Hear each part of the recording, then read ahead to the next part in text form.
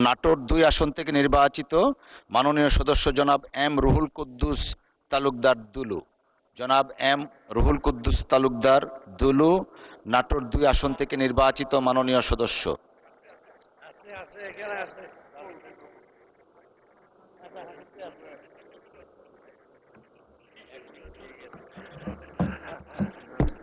মাননীয় স্পিকার, আপনাকে ধন্যবাদ। আসলে আমি ৭১ বিধিতে একটা জনগুরুত্বপূর্ণ বিষয়, আমার নির্বাচনী এলাকা নাটোর।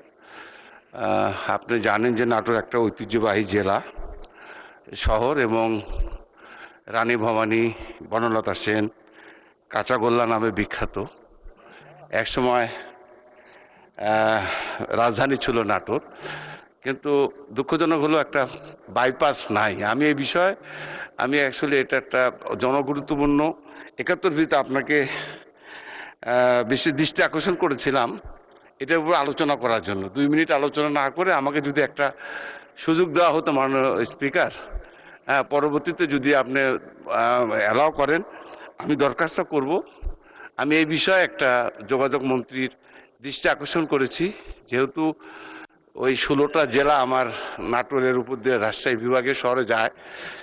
বাইপাস না থাকার কারণে মানুষকে ঘন্টার পর ঘন্টা নাটোর শহরে কষ্টের মধ্যে দীর্ঘ সময় অতিবাহিত করতে হয়। অনেক সময় রুগী জরুরি ভিত্তিতে রাজশাহী মেডিকেল কলেজে নিয়ে যাওয়ার জন্য রেল স্টেশনে গেট আটকে থাকার কারণে অনেক সময় আটকে থাকার কারণে প্রতিদিন ৩৪টা ট্রেন যায় নাটোর শহর দিয়ে।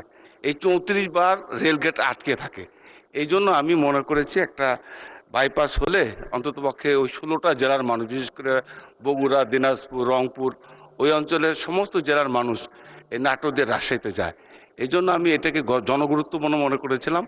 আপনার দৃষ্টি আকর্ষণ করছি, পরবর্তীতে যদি এটা আপনি গ্রহণ করেন তাহলে আমি এটা আলোচনা করতে পারতাম। এটা অত্যন্ত গুরুত্বপূর্ণ। মাননীয় স্পিকার, আপনাকে ধন্যবাদ। আসসালামু আলাইকুম। ধন্যবাদ মাননীয় সদস্য। কাঁচাগোল্লার কথা মাননীয় সকল সংসদ সদস্য শুনেছেন, এটুকুই বললাম আর কি। ধন্যবাদ।